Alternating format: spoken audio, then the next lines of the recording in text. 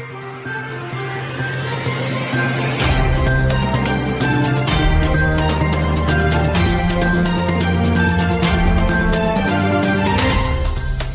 اللہ الرحمن الرحیم۔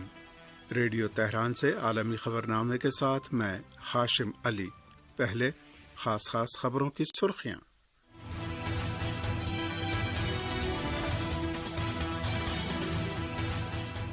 ہم جنگ شروع نہیں کریں گے لیکن جارحے کا ڈٹ کر مقابلہ کریں گے۔ ایران کے صدر ڈاکٹر مسعود پزشکیان کا دو ٹوک اعلان۔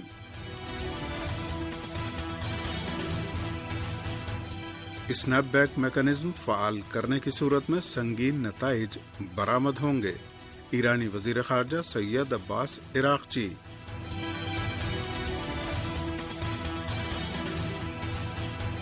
صدر ایران کی پاکستان کے وزیر اعظم سے ٹیلی فونی بات چیت۔ سیلاب سے جانی و مالی نقصان پر افسوس اور دکھ کا اظہار۔ سیلاب متاثرین کی مدد کرنے کی پیشکش۔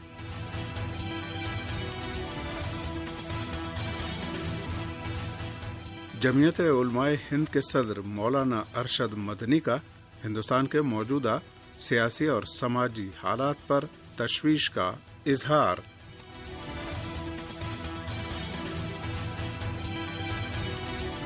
اور غاصب صہیونی فوج کا غزہ شہر میں انسانی امداد کی تقسیم کی خاطر جنگ نہ روکنے کا اعلان۔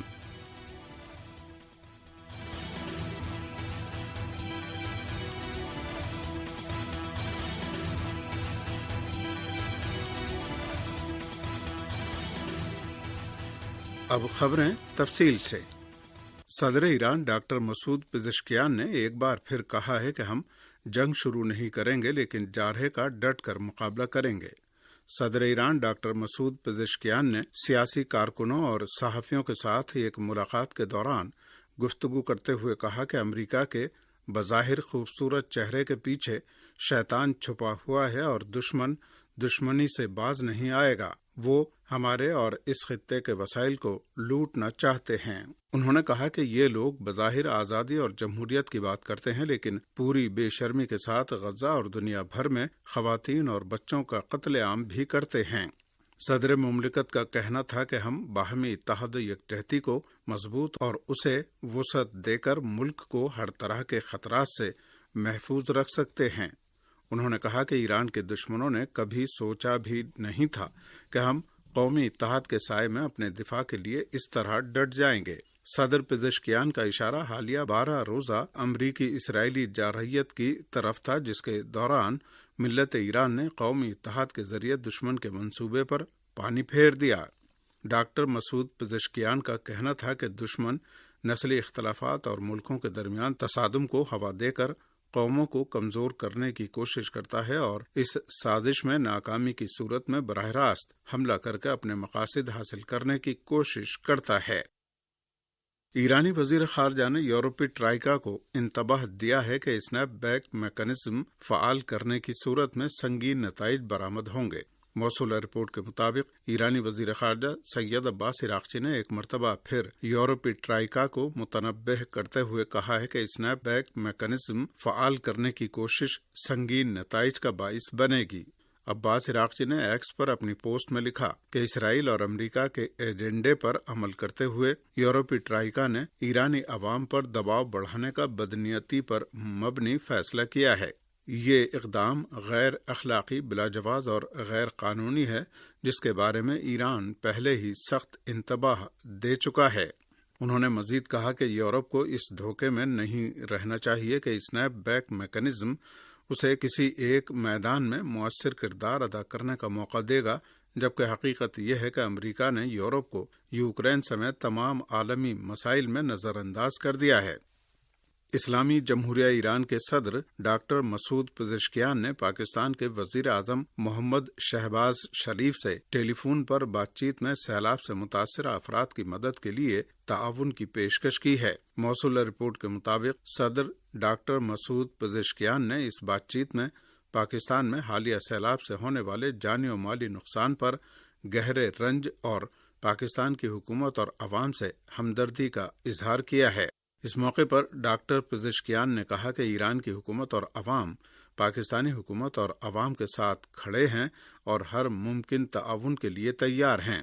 صدر ایران نے مزید کہا کہ اسلامی جمہوریہ ایران کسی بھی قسم کی امداد رسانی، تعاون اور انسان دوستانہ خدمات فراہم کرنے کے لیے ہمہ وقت تیار ہے تاکہ سیلاب متاثرین کی مشکلات کو کم کیا جا سکے۔ پاکستانی وزیر اعظم نے اس موقع پر صدر ایران کا شکریہ ادا کیا اور ایران کی جانب سے تعاون اور ہمدردی کے پیغام کو پاکستانی عوام کے لیے حوصلہ افزا قرار دیا۔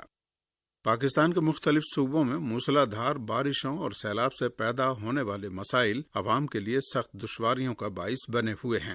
ادھر پنجاب کی سینئر وزیر مریم اورنگزیب کا کہنا ہے کہ پنجاب میں سیلاب سے 30 افراد جاں بحق ہو چکے ہیں۔ انہوں نے کہا کہ سیلاب سے 15 لاکھ سے زیادہ افراد متاثر ہوئے ہیں، جن میں 4,81,000 سے زیادہ افراد کو محفوظ مقامات پر منتقل کیا گیا ہے۔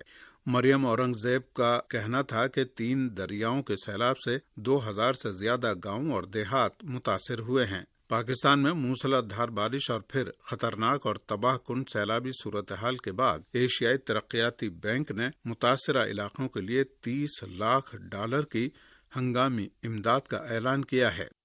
یہ خبریں ریڈیو تہران اسلامی جمہوریہ ایران سے پیش کی جا رہی ہیں۔ جمعیت علماء ہند کے صدر مولانا ارشد مدنی نے ملک کے موجودہ سیاسی اور سماجی حالات پر سخت تشویش کا اظہار کیا ہے۔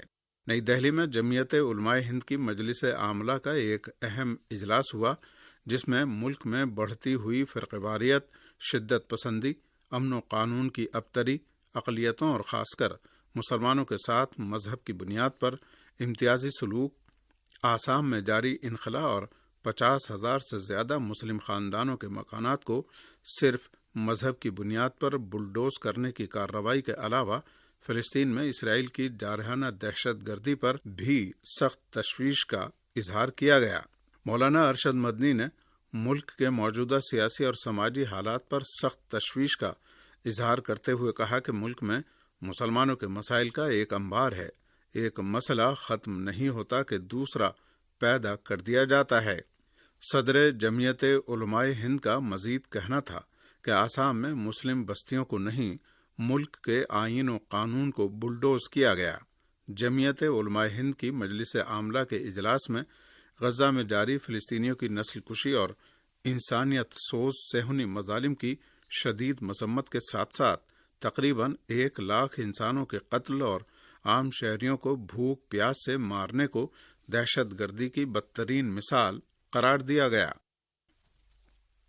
ہندوستان کی ریاست بہار میں جاری ووٹر ادھیکار یاترا کے دوران انڈیا اتحاد کے اہم رہنماؤں نے ایک بار پھر بی جے پی پر ووٹ چوری کا الزام لگایا ہے اور عوام سے آئندہ انتخابات میں تبدیلی لانے کی اپیل کی ہے۔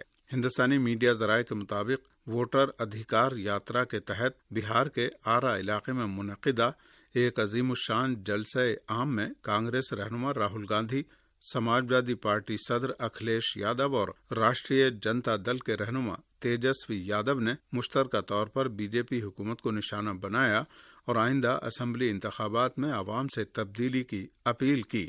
اس دوران جلسے میں موجود ہزاروں افراد بار بار ووٹ چور گدی چھوڑ کے نعرے لگاتے رہے۔ جلسہ عام سے خطاب کرتے ہوئے ہندوستانی پارلیمنٹ میں اپوزیشن لیڈر راہل گاندھی نے اپنے خطاب میں کہا کہ بی جے پی نے عوام کے روزگار اور مواقع چھین لیے ہیں، چاہے وہ پبلک سیکٹر ہو یا فوج میں بھرتی کا موقع، یہ سب کچھ چند بڑے صنعت کاروں کے ہاتھوں میں سونپ دیا گیا ہے۔ اسرائیلی فوج نے اعلان کیا ہے کہ وہ غزہ شہر میں انسانی امداد کی تقسیم کی خاطر اب جنگ نہیں روکے گی۔ صہیونی دہشت گردوں کے اس اعلان کے بعد انسان دوستانہ بنیادوں پر امداد کرنے والی عالمی تنظیموں نے غزہ میں انسانی المیہ کے مزید تباہ کن ہونے کی بابت خبردار کیا ہے۔ مغربی ذرائع ابلاغ نے اعلان کیا ہے کہ اسرائیلی فورسز نے زمینی کارروائیوں میں تیزی لاتے ہوئے غزہ اور اس کے اطراف کے علاقوں کو اپنے نشانے پر لے رکھا ہے، جس سے اس علاقے میں امدادی سرگرمیاں شدید طور پر متاثر ہو گئی ہیں۔ صہیونی فوج نے ایکس پر اپنے جاری کردہ ایک بیان میں اعلان کیا ہے کہ جمعے کی صبح سے غزہ شہر میں لوکل ٹیکٹیکل پاس کے تحت اب مزید جنگ کو روکا نہیں جائے گا اور اب پورا علاقہ एक खतरनाक जंगी इलाका समझा जाएगा। उधर ह्यूमन राइट्स वॉच ने एक रिपोर्ट में कहा है कि इजरायली अफवाज गजा में अपनी फौजी कार्रवाइयां अकेले ही अंजाम नहीं दे रही हैं, बल्कि रिपोर्टें इस बात की तस्दीक करती हैं कि इन फौजी कार्रवाइयों में अमरीकी अफवाज भी शरीक हैं। ह्यूमन राइट्स वॉच वाशिंगटन की डायरेक्टर सारा येगर ने अपनी एक रिपोर्ट में खबरदार किया है कि अमरीकी फौजियों को गजा में जंगी जराइम के इर्तिकाब में इजरायली अफवाज के साथ हिस्सा लेने पर कानूनी जिम्मेदारी का सामना करना पड़ सकता है। सारा येगर ने कहा कि इजरायली अफवाज के साथ फौजी कार्रवाइयों में अमरीकी अफवाज की बराह रास्त शिरकत का मतलब है कि अमरीका बैनुल अक़वामी क़वानीन के तहत गजा में मुसल्लह तसादुम का फरीक था और रहेगा।